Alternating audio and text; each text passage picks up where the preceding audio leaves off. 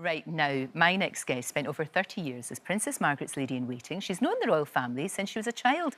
And following her best-selling memoir in 2019, Lady Glenconner is sharing more stories from her incredible life in her new book. And she joins me now. It's so lovely to see you. This is Whatever Next. Well, I know. What a life you're having. Well, the thing was that when I wrote, I mean, I was 87 when I wrote A Lady in Waiting, and I was rather careful when I wrote it. I wasn't quite sure, but there was a lot that I left out. Right. And I had so many letters from people who seemed to be interested, which was amazing in my life.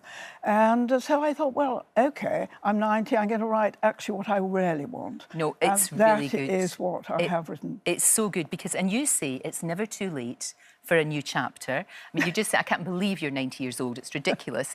But age is just a number. And you, I would think right now, are having the time of your life. Well, I've never had such a marvellous time. And I'm quite humble by the reaction my books have had. You know, how many people have written to me, especially that book, which does...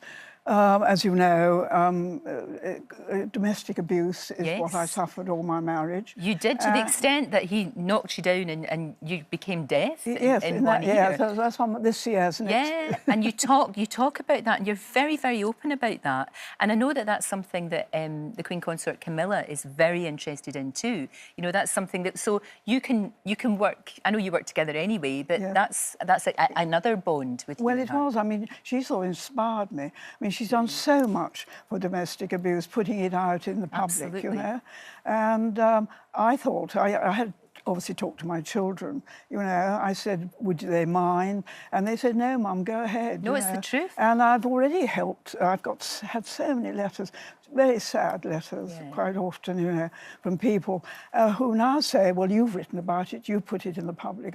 And I think it's helped them. No, very much so, because it can happen to anyone. That's the thing about it. We don't know what's going on behind closed doors. I know. And it can happen to anyone. You've been incredibly brave to talk about this. I think it's wonderful and really helpful. Well, thank you. Now, you worked with Princess Margaret, who was a force of nature. And lots of people, you know, in the next generation, they will know, of course, Princess Margaret, because she appeared in The Crown. She was the spare... I hate the phrase the spare, don't you? She was. But she was the spare. But she did it... You know, it must have been really, really difficult for her. Well, the thing about Princess Margaret, she was loyal. Yes. She was loyal. I never heard her say anything derogatory about the Queen. She supported her in every way. And the only thing that she ever said, Princess Margaret, that she wished she'd been better educated. She wished that, because the Queen, of course, she had people from Oxford and Cambridge and Eton who came and taught her things.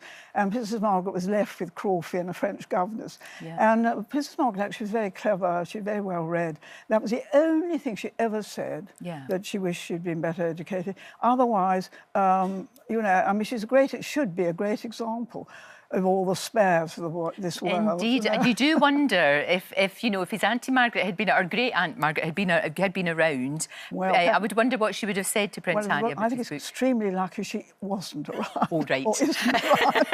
I can imagine. I think, well, I know, you know, she would have been horrified. Yeah. Actually. One of the things that you write about in the book as well is Harry's mum, Princess Diana, and how she visited your son, Henry. And Henry very sadly contracted HIV.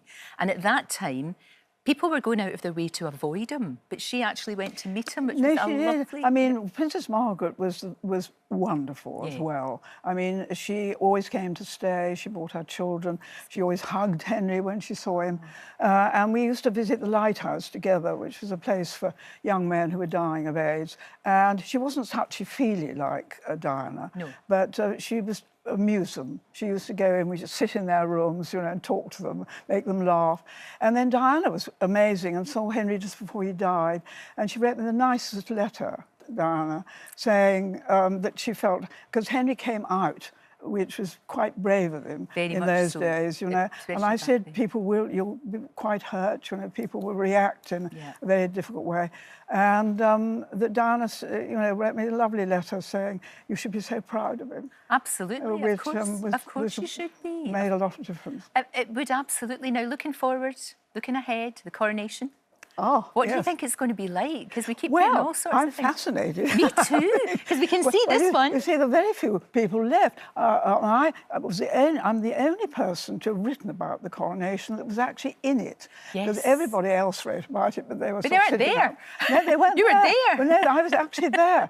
And King Charles is a great friend of mine, and I've seen him quite recently. And I'm simply fascinated about his coronation, what it's going to be like. It's going to be smaller because the Westminster Abbey was all built up for the Queen's coronation, 8,000 people. And I think the King Charles is going to have only 2. But it's going to be so exciting. It says it's something for us all to look forward to. We'll be having a 3-day holiday, which is rather lovely. Thank you very much, King Charles. And it's, it'll be a spectacle and a chance to celebrate a bit of light. I'm so fond of him. I think he's going to be a wonderful king. I really do. Well, you have a front row seat. Lady Glenconner, Anne, it's a cracking book. It's an amazing life you're having. I can't wait to see. I know you write novels too. Can't wait to see what you do next. Whatever next is out. Lessons from an Unexpected Life. It's an amazing life. Is out right now. What a cracking read. Thank you so much. Well, thank you very much. Really good.